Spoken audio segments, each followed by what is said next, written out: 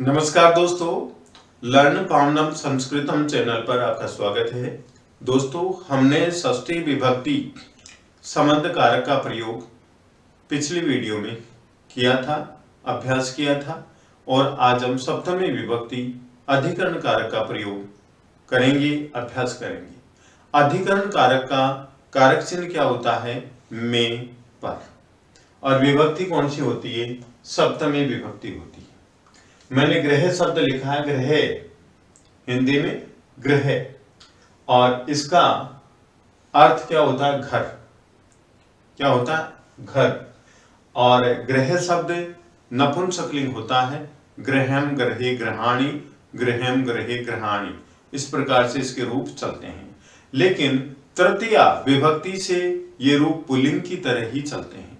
तो जैसे हम ये रूपों के बारे में जानेंगे, अभी तो हम बालक एक बार पुल्लिंग के विषय में या नपुंसकलिंग के विषय में या स्त्रीलिंग के विषय में हर एक विभक्ति के साथ वाक्य बना करके जोड़ करके अभ्यास कर रहे हैं। जैसे अपनी आज लास्ट विभक्ति है सप्तमी विभक्ति। ये करने के बाद हम एक एक शब्द रूप लेंगे, फिर सारे लकार लेंगे, जिससे अच्छी तरह से हम पहचान सकेंगे कि वाक्य किस प्रकार से बनाए जाते हैं। और इसी के साथ हम प्रत्यय भी लेंगे, समास भी लेंगे, उपसर्ग भी लेंगे, तो सभी एक एक करके लेते रहेंगे। ठीक है। अब हमें जानना है, जैसे मैं एक वाक्य लिख रहा हूं, ग्रहे।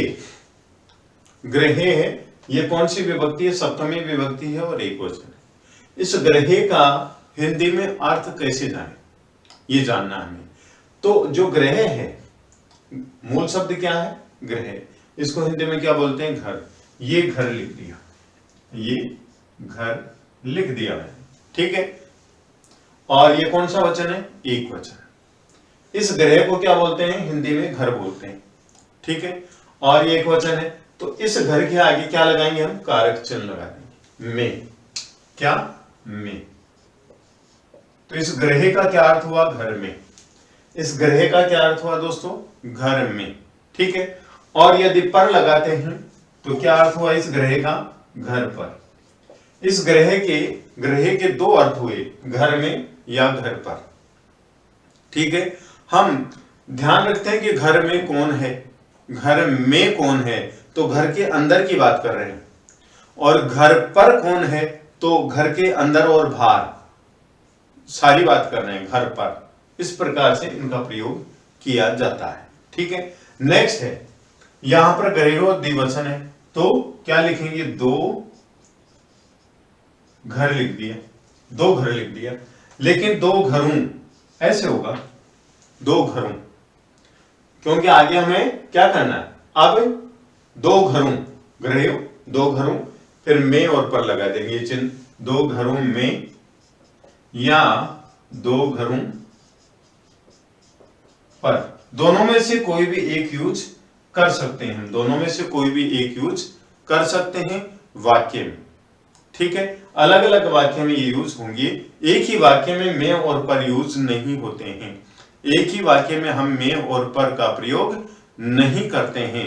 एक ही शब्द में, अलग अलग शब्दों में तो किया जा सकता है, लेकिन एक ही शब्द में, जैसे घर में, यहां पर यूज नहीं कर सकते। घर में या घर पर दोनों यूज नहीं कर सकते, या तो में यूज होगा या पर यूज होगा। ये देख लिया आपने। तो एक वचन और द्विवचन देखा। अब बहुवचन की बात कर रहे हैं कि ग्रहेषु, इसका हिंदी में अर्थ क्या होता है? तो ग्रहेषु देखिए, ऊपर लिखा हुआ है बहुवचन। घर को क्या, ग्रह को क्या बोलते हैं? घर बोलते हैं। इस घर का बहुवचन क्या होगा? घरों। बहुवचन लिख दिया, घरों। घर का हिंदी में बहुवचन क्या लिखा? घरों। ठीक है। इस घर का देखना में हिंदी में बहुवचन क्या लिखेंगे? घरों। अब इसका अर्थ हमें जानना है, ग्रहेषु का अर्थ हमें जानना है हिंदी में। तो बहुवचन लिख दिया, घर का बहुवचन क्या होगा? घरों। और फिर इसके आगे क्या लगाएंगे? में। ये क्यों लगाएंगे? क्योंकि हम जानेंगे कि ग्रहेषु ये कौन सी विभक्ति में है? सप्तमी विभक्ति में है। कारक कौन सा है? अधिकरण कारक। ठीक है। कारक में जो चिन्ह होता है, वो चिन्ह हिंदी शब्द के सामने जोड़ दिया जाता है, तो उस संस्कृत शब्द का अर्थ स्पष्ट हो जाता है। तो गृहेषु का मतलब घरों में। ठीक है, अब देखिए जैसे मैंने लिख दिया घर में बालक है, ये वाक्य घर में बालक है, तो घर कितने हैं? एक है, एक वचन में आ गया घर में, तो एक वचन के लिए शब्द यूज क्या करेंगे? गृहे। तो यहां पर शब्द यूज करेंगे एक वचन के लिए गृहे। कौन है? बालक है। कितने बालक हैं? एक बालक है, तो यहां पर लिखेंगे क्या? बालक है, बालक है, गृहे बालक है। ठीक है, बालक कौन सा पुरुष है? प्रथम पुरुष है। वचन एक वचन, तो प्रथम पुरुष एक वचन की क्रिया लिखेंगे अस्ति। गृहे बालक है अस्ति, घर में बालक है। ठीक है, हम ऐसे भी कर सकते हैं जैसे घर में एक बालक है, एक बालक है, ये वाक्य घर में एक बालक है।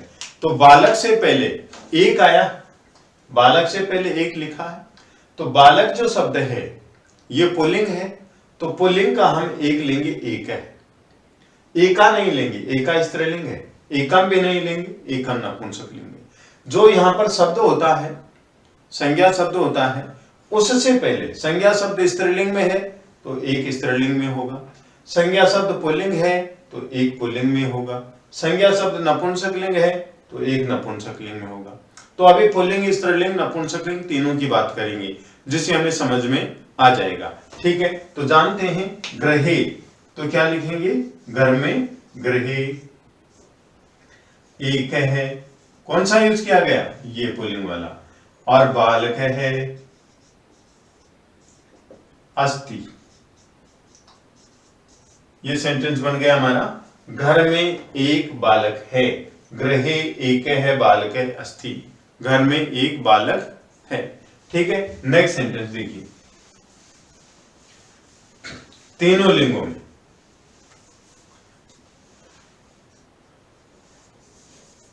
सेंटेंस नंबर 1, गृहे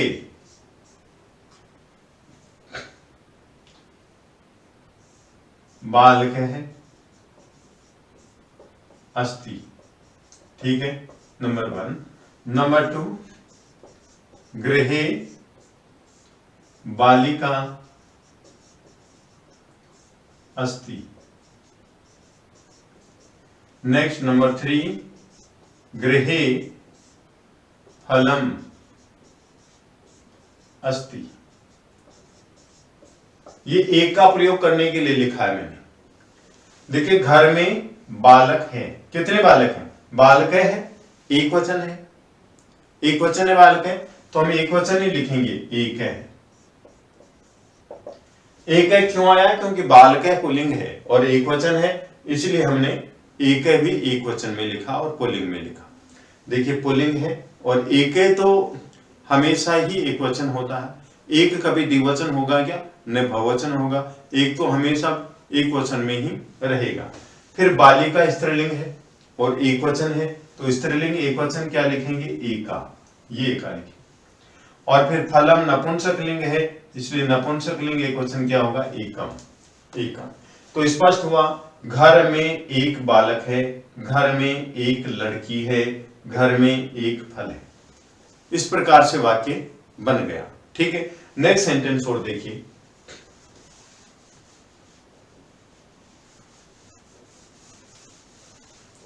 नेक्स्ट सेंटेंस साथियों, जैसे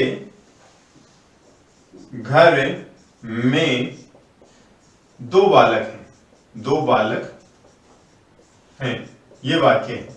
घर में दो बालक हैं, तो घर में इसकी संस्कृत तो क्या लिख दी हमने? गृहे। अब बात आती है हमारे दो बालक हैं, तो जो बालक है इसको भी द्विवचन में लिखेंगे और जो दो संख्या है इसको भी हम द्विवचन में लिखेंगे। बालक को द्विवचन में क्या लिखेंगे? बालक है, बालकहु, बालका लिख के बताता हूं, बालक है ये एक वचन और बालकहु ये द्विवचन और बालका ये बहुवचन। ठीक है, तो क्या यूज करेंगे? तो ये द्विवचन यूज करेंगे। तो दो के लिए क्या यूज करेंगे, देखो पुल्लिंग शब्द है और दो के लिए द्वौ, तो क्या लिखेंगे द्वौ। और बालक शब्द क्या लिखेंगे बालकौ। ठीक है, बालकौ कौन सा, ये तो एक वचन है, ये द्विवचन। बालकौ का मतलब दो बालक, और यहां पर दो के लिए द्वौ लिखेंगे। कौन सा लिखेंगे, पुल्लिंग वाला लिखेंगे। गृहे द्वौ बालकौ। अब दो बालक हैं तो प्रथम पुरुष, बालक प्रथम पुरुष है और द्विवचन है, तो प्रथम पुरुष द्विवचन की क्रिया क्या लिखेंगे स्तः। गृहे द्वौ बालकौ स्तः, घर में दो बालक हैं। इस प्रकार से वाक्य बनेगा। ठीक है, अब नेक्स्ट सेंटेंस देखिए, घर में तीन बालक हैं, तीन बालक हैं, ऐसा लिख दिया गया। तो घर में, ये तो एक वचन की बात कर रहे हैं गृहे। ठीक है, तीन बालक हैं, बालक पुल्लिंग है, इसलिए जो संख्या तीन है ये भी पुल्लिंग में ही हम लिखेंगे, क्या है त्रय है, तो यहां पर लिखेंगे त्रय। दो से अधिक जो संख्या होती है वो किस में होती है, बहुवचन में। तो त्रय क्या है, बहुवचन है, और बालक भी हम बहुवचन में लिखेंगे, फिर क्या बालका, तो क्या लिखेंगे बालका। गृहे त्रये बालका, घर में तीन बालक, और फिर लिखेंगे संति, संति। तो ये हमारा वाक्य बन गया कि घर में तीन बालक हैं। क्यों, बालका पुल्लिंग है बहुवचन है, त्रय भी पुल्लिंग है और बहुवचन है, गृहे घर में, संति हैं, क्या हैं तीन बालक हैं। तो इस प्रकार से वाक्य अधिकरण कारक के बनाए जाते हैं, में और पर के अर्थ में। घर पर तीन बालक हैं, इसको इस प्रकार से भी लिखा जा सकता है कि गृहे त्रये बालका संति, हिंदी में घर पर तीन बालक हैं, ऐसा भी हम लिख सकते हैं। ऐसा वाक्य भी लिखा हुआ आता है तो हम क्या बोलते हैं गृहे लिखेंगे। ठीक है, आगे देखिए, हमने पुल्लिंग का प्रयोग किया, इसी प्रकार से स्त्रीलिंग का प्रयोग किया जाता है। कैसे किया जाता है, जैसे मैंने लिखा यहां पर गृहे, ठीक है, एका बालिका अस्ति। वाक्य देखिए, इसका हिंदी में अर्थ क्या हुआ, घर में एक लड़की है। बालिका स्त्रीलिंग है, एक वचन है, एका भी स्त्रीलिंग है, एक वचन है। ठीक है, नेक्स्ट इसी प्रकार का सेंटेंस देखिए, गृहे द्वे बालिके स्थ, घर में दो लड़कियां हैं। बालिके क्यों आया, क्योंकि ये शब्द रूप लिख देता हूं मैं, बालिका इस प्रकार से चलता है, बालिका, बालिके और बालिका, इस प्रकार से इसके रूप चलते हैं, इस प्रकार से इसके रूप चलते हैं, बालिका बालिके बालिका। तो क्या बात करें, घर में दो बालिके लड़कियां हैं तो बालिके आ गया। बालिके द्विवचन है तो, और स्त्रीलिंग है, स्त्रीलिंग द्विवचन हम क्या लिखेंगे द्वे।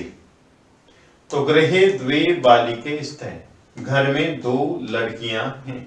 इस प्रकार से वाक्य बनाएंगे। नेक्स्ट सेंटेंस देखिए, जैसे मैंने लिखा गृहे घर में तिस्त्र बालिका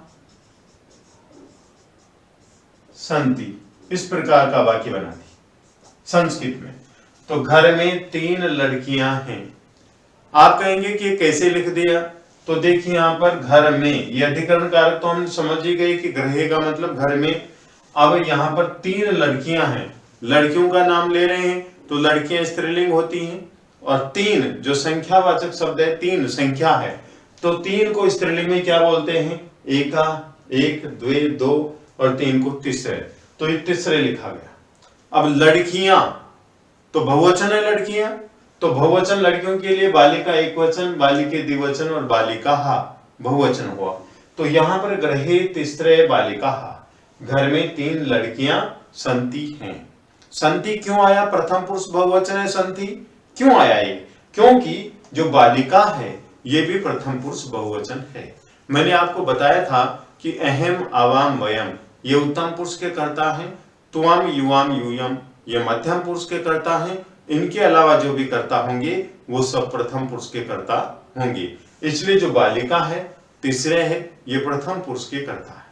तो प्रथम पुरुष के अनुसार ही प्रथम पुरुष की क्रिया का प्रयोग किया जाता है। ठीक है, ये हुआ हमारा स्त्रीलिंग का। अब नपुंसकलिंग देखिए। नपुंसकलिंग में गृहे लिख दिया, गृहे एकम फलम अस्ति, ये वाक्य बन गया। नेक्स्ट सेंटेंस, गृहे द्वे फले स्ते। नेक्स्ट सेंटेंस ये। फिर नेक्स्ट, गृहे त्रीणि फलानि संति, ये यूज किया गया। क्यों, कैसे यूज किया गया अभी जानते हैं। ये बालिका शब्द रद्द किया मैंने और अब लिख रहा हूं फल शब्द, फलम फले फलानि। फल शब्द नपुंसकलिंग होता है, फल शब्द नपुंसकलिंग होता है। यहां लिखा हुआ है कि घर में एक फल है। ठीक है, तो यहां पर क्या लिखा हुआ, घर में एक फल है, तो फल नपुंसकलिंग होता है। तो यहां पर लिखा हुआ फलम और एकम नपुंसकलिंग याद है। जब हमें एक याद है कि नपुंसकलिंग में एक को क्या बोलते हैं, एकम बोलते हैं। ठीक है, और संज्ञा क्या है, फल है। फल भी नपुंसकलिंग होता है, एक फल को क्या बोलते हैं, फलम बोलते हैं। तो गृहे एकम फलम और अस्ति। अस्ति क्यों लिखा, क्योंकि एकम और फलम प्रथम पुरुष एक वचन है।